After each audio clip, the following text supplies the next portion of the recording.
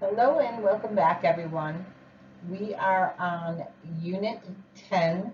Unit 10 is Client Representations and Agreements. When you get through this unit, you should be able to know all of the different types of listing agreements. You should be able to discuss what and know what the parties' responsibilities are.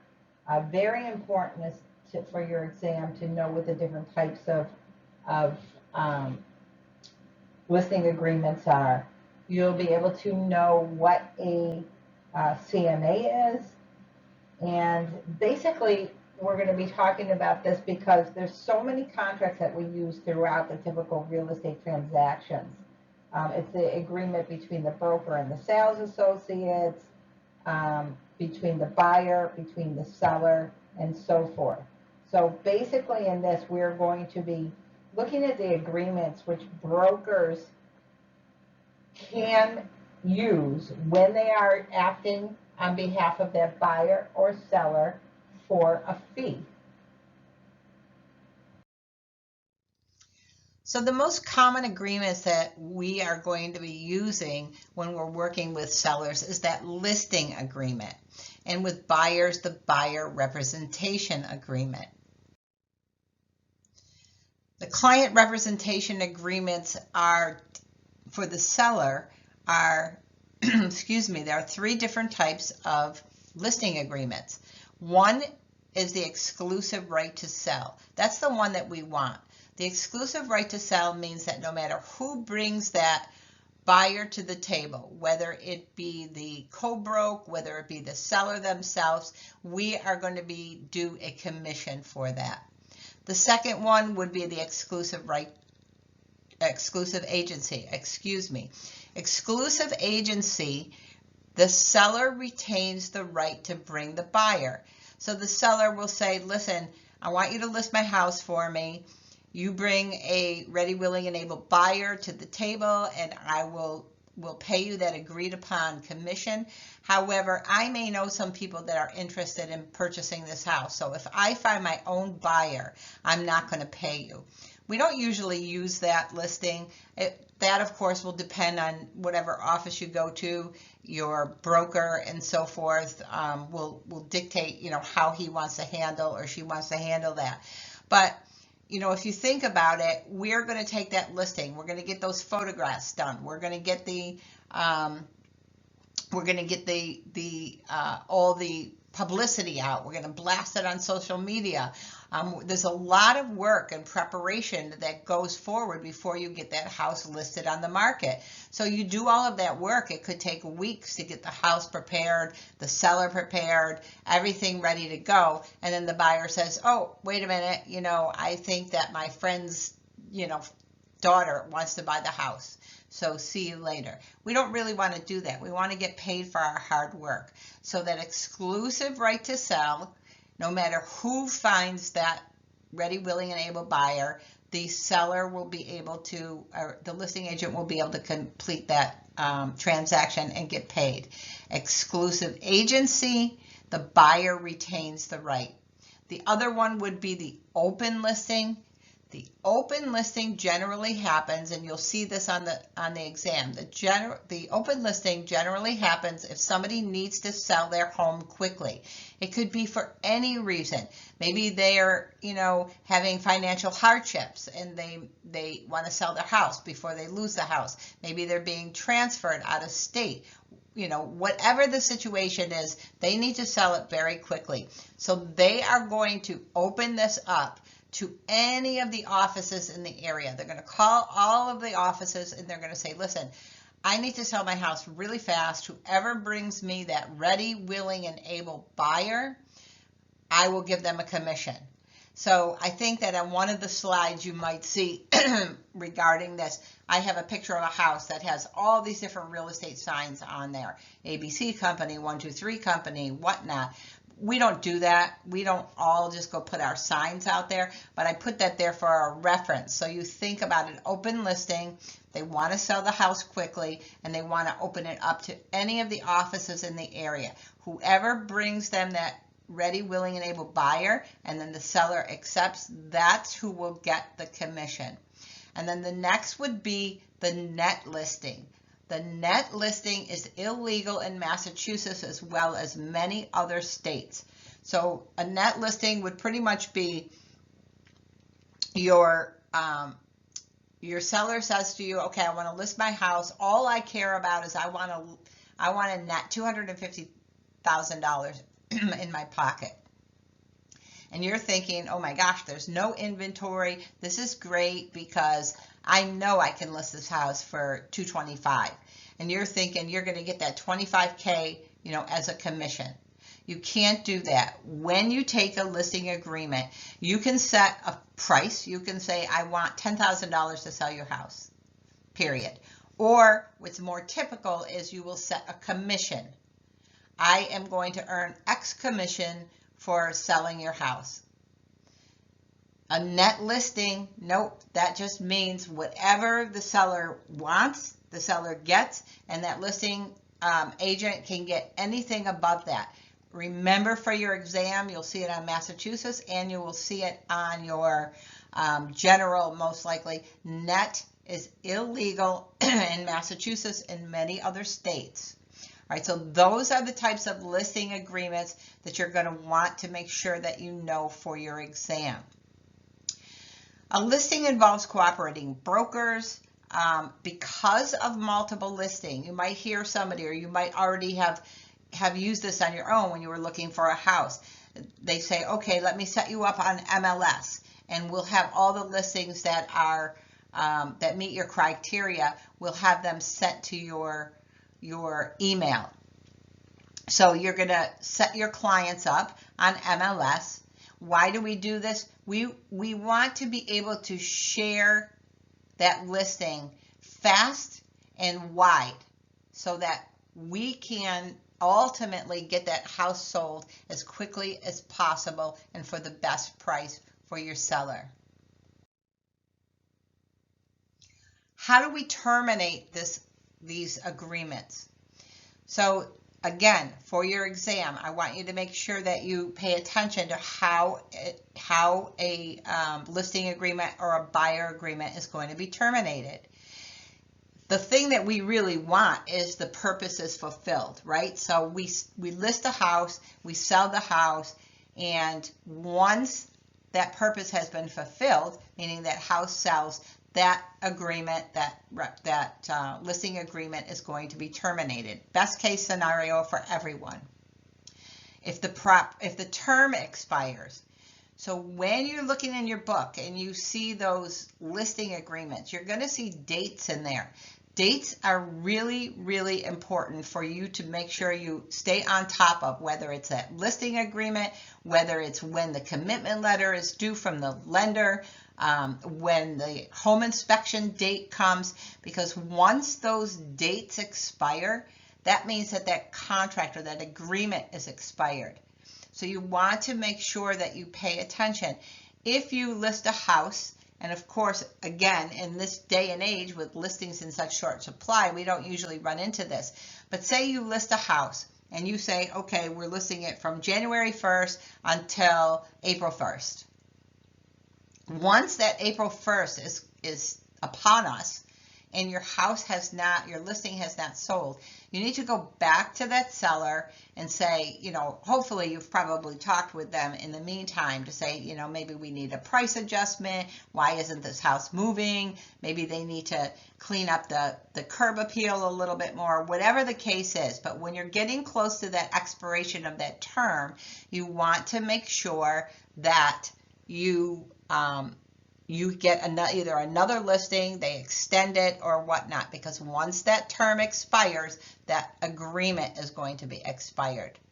If the property is destroyed, then that agreement is terminated.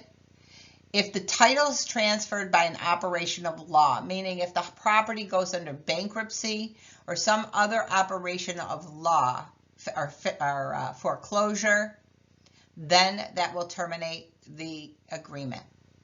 Another one is just mutual agreement. You know, sometimes you're working with a seller or you're working with a buyer and you guys are just not meshing, right? It's, you know, for whatever reason. It could be a number of different reasons. You're just not meshing. So what happens in that case? You're going to mutually agree to terminate that agreement. If it's a breach of contract, then it can be terminated. However, if there is a breach of contract, depending on who is at fault, there could be consequences. So if the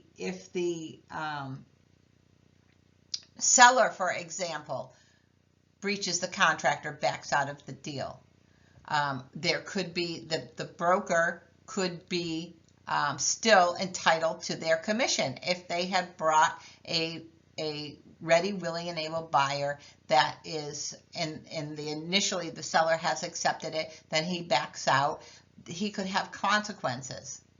If one party dies or becomes incapacitated, that will also terminate the seller representation agreement. Expiration of the listing period. This, again, we're going back to that, is so important. So if there is if that time limit comes, that listing agreement is going to be terminated. You cannot have automatic extensions in there. All right, you can't just say this is going to automatically extend forever. You have to go and you have to do it in a written extension that you both agree upon, both parties agree upon. In that agreement, there is a broker protection clause. Know this again for the exam. You may see this on there. There is a broker protection clause. This broker protection clause, requires the payment of a commission within the stated period of time. So for example, when I take a listing, that stated period of time, I usually put in there, I put 90 days. Because all of that work we talked about just a few minutes ago that we've done, we do not want to do all that work and then we've showed it, we've had open houses, and then maybe during one of those open houses, even though we've told our sellers, take down all your personal pictures. Again, I do that for safety reasons. I don't want family pictures on the walls. I don't want people to know that there's a child that lives there. I don't want any of that stuff that is going to associate that house with whoever those owners are, right? Just safety precautions. But say they leave their picture up there. And somebody goes in and says, boy, this must be the seller of the house. They look really familiar. You know, oh yeah, I think that my father, you know, works with this guy. So then that buyer calls the father and says, oh, I think you work with the guy that, you know, went and looked at the house. It's very, you know, we love it. We want to make an offer. So now the father calls the seller and says, hey, you know, my daughter loves that house, but it's a little high for her right now. And, you know, if you get rid of the agent, we could probably come in at a little bit lower price. You wouldn't have to pay a commission, blah, blah, blah, blah. This broker protection is just what it means. It's protection for you to be able to secure your commission if you were the one that was responsible, if you originally introduced that buyer to that property. So again, that is the broker protection clause, and that requires payment of the commission within that stated period. I use 90 days.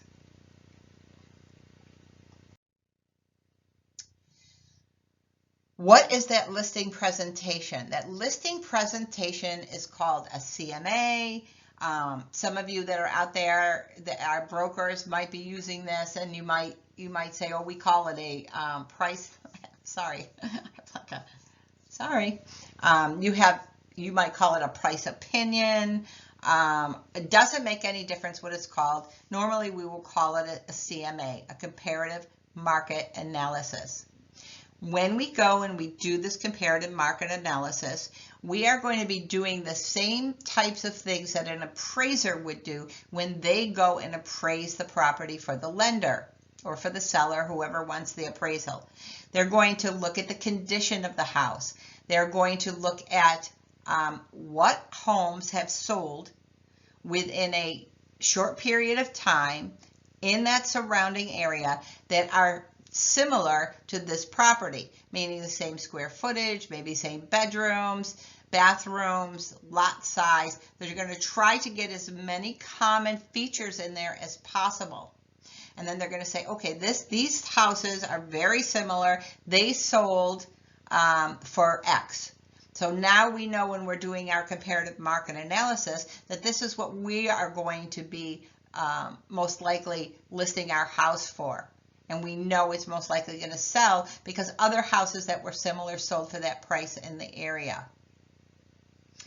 What the information needed from the property owner is going to be, we need to know what the names are. You want to make sure when you're filling out your paperwork that you have all the correct names. You know, if their name is Margaret, but they go by Peggy, we're not going to write Peggy Jones as the seller of this. We're going to write Margaret Jones as the seller of this. We're going to make sure we have a clear description of the property. We're going to make sure that we have the correct book and page number. But for our notes, we want to make sure we can look at the description. We can ask the seller things like, is there water in the basement? How old is the roof? When was the last time you had your heating system serviced? Is there any problems? Any problems with the plumbing? Oh, you've got a great deck out there. Was a permit pulled for that? All of these things we are going to want to know. Is the seller willing to carry any financing? I don't usually get into that, but you may run into a situation where you might want to know that. What are any disclosures? Some of those things that I just asked you. You know, is there anything that I should know about that should be disclosed if somebody buys this property? Did you have termites? Oh, it looks like there might have been some termite damage here. The seller says, yes, we had termites, but we had it treated. Oh, when did you have it treated? We had it treated about 10 years ago. You know, I'm going to probably say that they should have it treated again. So we have a new pest report, current pest report, because a home inspector is going to pick up on that stuff. What else is in that listing agreement? The names of all the parties, the brokerage firm, the description, as I said, of the premises. Make sure you don't just write 123 Main Street. You write 123 Main Street, Dartmouth, Massachusetts, the zip code. We have the book and page number. What is the broker's compensation? That is going to be on that listing agreement. Also, the time period. We talked about how important that time period is. Real property, personal property, any of that stuff. What's included in the sale? Oh, that's a gorgeous chandelier. Oh, yeah, that was passed down. It's been in my family for 100 years. Okay, well, we want to take that chandelier down. You know, you want to make sure that you know what's personal property. If they're going to consider that personal property and they're taking it with them, then we want to know about it. Just go to Home Depot and just get some kind of an inexpensive fixture and put it up there. Because I don't even want it up there when the pictures are taken. Because when the buyer comes into that house, if that chandelier is there and they make an offer and then we say, oh, that chandelier is personal property, even though it's a fixture right now, the sellers are going to take it with them. The buyer is going to want that chandelier. Even if they don't love it, they're going to want it because you told them they couldn't have it. So we have to make sure that we know what is real property, what is personal property, what's going to be included, what's not going to be included. It will save you time at the end. Is there any leased equipment? This is a big issue, especially with solar panels right now. I'm in the process of getting a listing And I think that that property will sell quickly. However, when I pulled up to the listing for the first time, I noticed there were solar panels, and I was like, ugh. So one of the first questions I asked the seller is, are those solar panels paid for? No, they're not, but we've already talked to the solar company and they will transfer them very easily. Well, that's great that they'll transfer them really easily. However, what happens is, in this case, there's $12,000 owed on that. So when that buyer goes to the lender, the lender is going to do a debt to income ratio, meaning he's going to take all of the income that the buyer has coming in, and then he's going to take all of their debt. And they're going to do a calculation, and they're going to come up with a number, and they're going to say, we will loan you $250,000 to purchase a home. Now, they love this home, but it already has $12,000 of extra debt that's going to be added onto that buyer's debt. So now when they go back to that lender, they say, we found a home, and by the way, it does have solar panels on there. That may affect what their debt to income ratio is. So you got to have that conversation with that seller. You owe $12,000. I think we can get you a good price for this house. Are you willing to pay those solar panels off when, if we get an offer on this property? Are you willing to go in halvesies with them? So now that buyer can say to the lender, well, there is a $12,000 owed on the solar panels, but the seller's willing to split it with me, is willing to pay $6,000 of that off.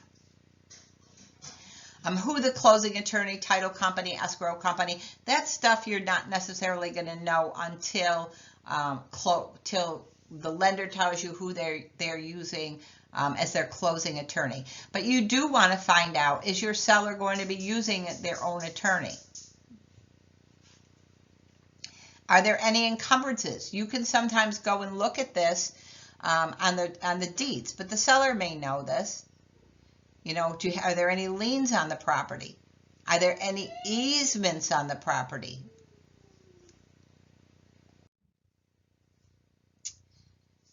The broker protection clause is going to be in there, as I said, and that's going to make sure that we get paid if this buyer comes to the house because you had an open house, and then some craziness happens and they say, okay, the seller says, oh, sorry, I'm going to withdraw my listing, and then you see that it has sold. You follow it. You see that it has sold. All right, why did it sell? It sold because somebody that came to your open house made a deal outside of you with that seller. Non-discrimination statement, antitrust provisions. These are things that are built into the listing agreement, but also if you're going to be posting this online on social media, make sure that you have that equal opportunity housing logo on there.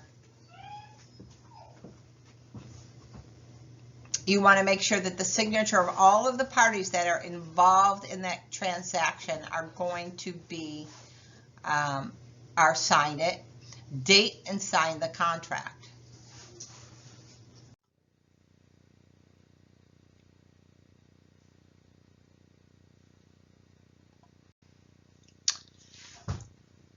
So then the date of the contract signed, again, that's very important.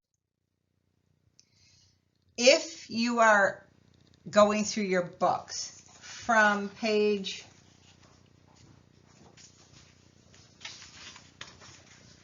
166 to 171, there's examples of different listing agreements, some of the ones that we just talked about. When you are working for your whatever broker you're going to be working for in Massachusetts, and this will be on the test as well, a broker can only use pre-printed listing forms. So whether they get them from the board, whether you go onto zip forms, You'll know what these projects are once you start. All of the forms that you could possibly be using will be there. And on those forms, we're not attorneys. So attorneys worked very hard with the real estate board and the state to come up with all of these forms.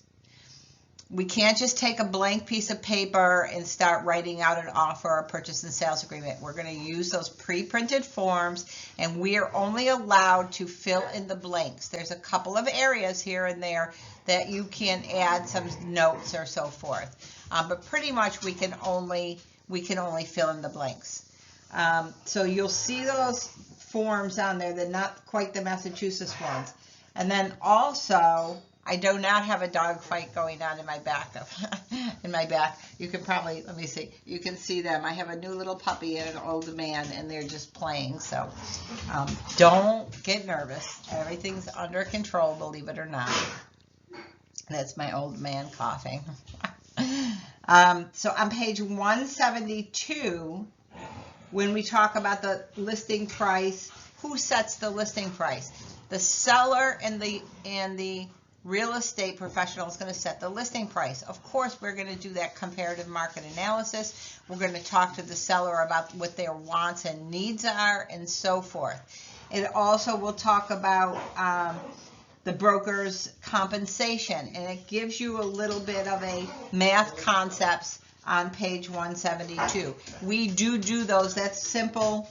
That's a simple commission calculations, and we do those in our math segments of this course.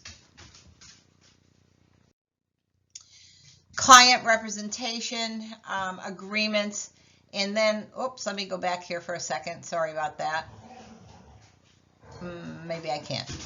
All right, so when we talk about the buyers now, we're going to be talking about the buyer's representation agreement.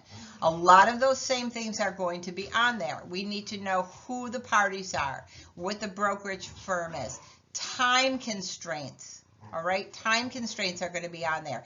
I'm going to be working as your buyer's agent. Now, this is different than when you just have them sign the agency disclosure, which, when again do we do that? We have them sign it when we meet to discuss a specific property for the first time in person. With everything the way it is right now, I send it over electronically when I'm even going to be just meeting them for the first time at the house. I like to get all that paperwork done.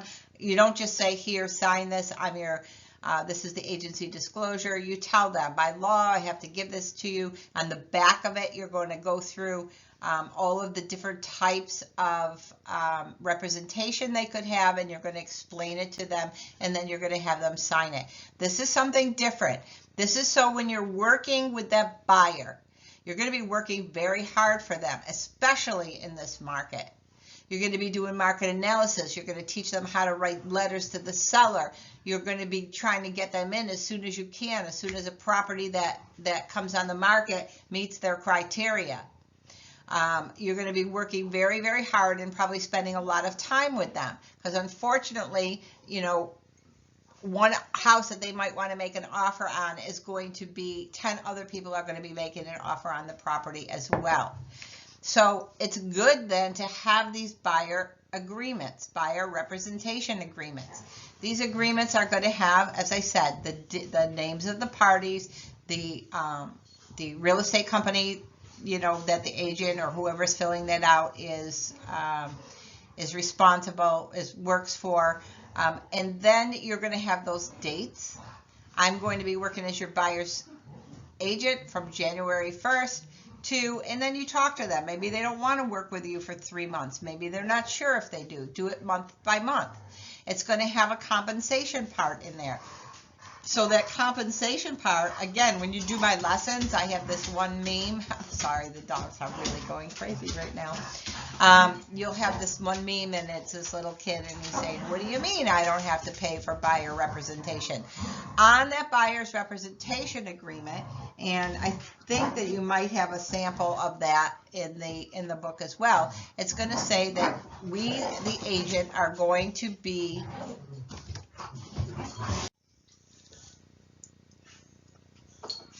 So on there, it's going to say whatever percentage you're going to want to collect for commission for working with them. And then they're like, oh, we got to pay you. But what you have to learn how to do, and you'll get the training on this, is you have to explain to them, most of the time, we are going to get our commission for representing you from the listing side of the transaction. The listing agent is going to cooperate with us.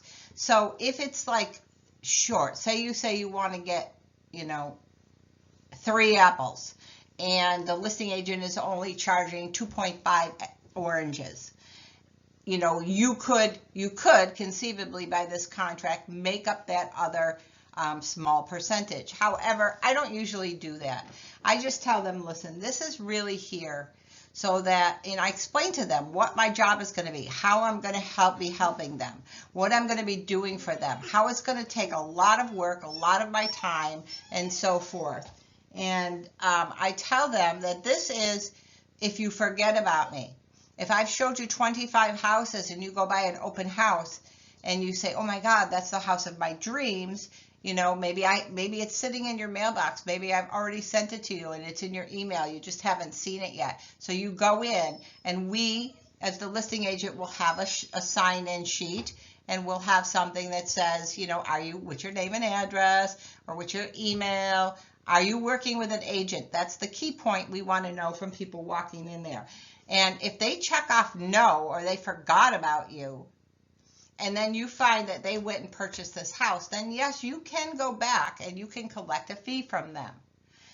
But your broker or your manager who's going to train you on how to be going out and working with the public is going to be training you on more than what I'm teaching you right now. And I'm teaching you what you need to know to pass your exam. So termination is the same thing. How are we going to terminate those agreements? Purpose of the agreement is fulfilled, right? That's the best scenario. The term expires by mutual agreement, breach, or either party dies or is incapacitated. So that's kind of a wrap up for our Unit 10. Key point reviews we're going to do now, and that is at the end of each chapter. So when you are doing your units and your chapters, make sure that you look at your key point reviews. Your key point reviews are going to be your vocab. It's stuff that they point out. The terms at the beginning of the chapter and these key point reviews at the end of each chapter are going to be those terms that I would absolutely want you to make sure that you know for the exam. Also, when we get done with this, I want you to make sure when you get done with doing all of the units and the chapters that you do the quizzes on the back. As you noticed, I have put some of them up on digital chalk. However, those are the same ones that are in your book. So I think it's better if you do them in your book. That way you can kind of go back and forth. Oh, I missed this one. Let me go look it up. It's right all there in your book. And then later on, as you get through, all of the elements, we call them in digital chalk, all the sections, there will be some questions and answers in there for you to do. All right, so your job as you're doing these units and chapters are to make sure you know the key point reviews at the beginning and the end of each chapter, and then also to go and do the quizzes. So this is just a recap. These are the key point reviews in the back. A listing agreement. What is a listing agreement? It's an employee contract between the real estate broker and the property seller. Now you're going to see a question on that on your exam. Any of the agreements are between that consumer, that seller or that buyer, and the broker. Even if you are the agent and you are going to get that listing, you are just representing. You're acting on behalf of that broker to represent a third party. So that listing agreement or that buyer's agreement is between the real estate broker and the property seller. In all states, exclusive listing agreements must be in writing to be enforceable in court. All right, so you're going to see again in your book, it will talk a little bit about, and I didn't touch on it completely because you're going to read that section, but it will talk about oral agreements and versus written agreements, and we do that. We talk about that a lot in our lesson and in our chapters and units that deal specifically with contracts. In Massachusetts and most states, for a real estate contract to be enforceable. Now, if it isn't in writing, it may still happen. But if somebody wants to get out of it, or if there's some kind of a disagreement where it has to go to court, if it's not in writing, it's most likely not going to be upheld. And the broker is a special agent of the seller. An agent, who is that agent? Who are we as salespeople? That agent the broker has authorized that agent to represent the principal and the principal's real estate to consumers. A real estate associate is a general agent of the broker and can carry out listing services only in the name and under the supervision of the broker. An exclusive right to sell. Remember, that means that whoever that listing agent is, they're the one that seller is going to pay a commission to, no matter who brings that buyer. The exclusive agency, the seller retains the right. An open listing, recall that you want to sell it quickly. It could be for a number of different reasons, but usually you want to sell it very quickly. You open it up to everybody. Whichever office brings you that ready, willing, and able buyer, that's who's going to get paid the commission. And a net listing, absolutely have to remember this, is illegal in Massachusetts and many other states. That is when the seller just wants X, and whatever the amount is that it sells for over that price, that X, the listing agent gets to keep. Well, not in Massachusetts, you cannot. You have to set a price that you're going to charge to list their house, or it can be a flat fee, it can be a commission, but it cannot be a net. And then multiple listing is just that service. We as real estate professionals pay into this organization so that we can get that listing out there quickly to as many people as possible, or so that we can make sure that our buyer is seeing every listing that's out there. Back in the old days, we used to go down to the board, and on Fridays they would have books of all the towns, and then those books, you'd have to go through it, and everybody at the office would be waiting. Any new listings in this town? Oh, what went under agreement? Oh darn, my buyer wanted to see that. What's expired, and so forth. All this information that we have at our fingertips, we used to have to wait till the end of the week, and then we used to have to go through these books to get. An agreement to represent a seller may be terminated. Again, you're going to need to know these for the exam. The purpose is fulfilled. The term expires. Remember those dates. Property is destroyed. Title to the property is transferred by operation of law, like bankruptcy, foreclosure. The broker and the seller mutually agree to end the agreement, and either the broker or the seller breaches the contract, either party dies or becomes incapacitated. All exclusive listings should have a definite termination date and should not have an automatic extension. So when you're doing those listing agreements, you're going to put the starting on this date and it's ending on this date. There's no automatically after this date it automatically renews. You just have to get another one signed. The broker protection clause, again, remember that. That's to protect us. We get a commission if a broker's right to compensate if within a certain number of days. I usually put 90, but your office will tell you what they do. The listing agreement expires and the owner transfers the property to a purchaser who was brought to the seller by that listing broker. Listing presentation is usually made by a sales associate of the broker, unless your broker is going to get the listing on their own, or sometimes when you're new, the broker or the manager will go with you. It's the job to interview with a prospective client. You are going on a job interview. Remember that slide a couple slides before? It's an employment contract, right, between the parties. So you're going on an interview and you want to get that job. That job is to sell their house. You want to get it. So you're going to be talking about yourself, your company. You're going to be mostly listening to their needs and their wants, looking at the property, looking at the house, looking at the condition, and then doing those comps to find out what the best selling price would be for that house. A listing agreement will identify the property owners, property described, property improvements, any loans. We don't generally I don't put any loans or the encumbrances or anything right on the listing agreement. Sometimes I do, like if it's a condominium and there's covenants and restrictions on there, I might put, see the attached for CC&Rs, covenants and restrictions, and I'll put that, up in the MLS for people to read. You need to know if it's a short sale because you have to let them know. Is it lender owned? You have to let MLS know. So that information has to go in there. Any disclosure of agency relationships.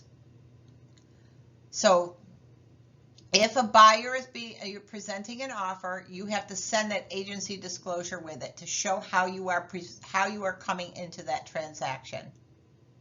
I'm coming in as a buyer's agent. You have an open house. You have a disclosure there that says I'm the listing agent. My agency relationship is with the seller right now.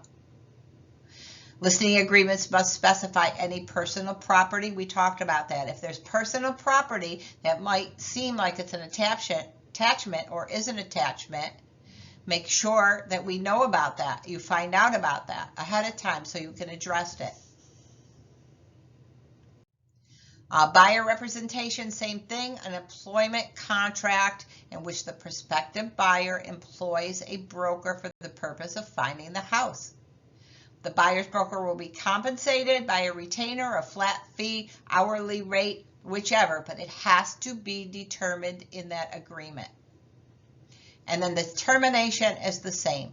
Purpose fulfilled, the term expires, mutually agreement, buyer broker breaches the term of the agency, or the broker dies, becomes incapacitated.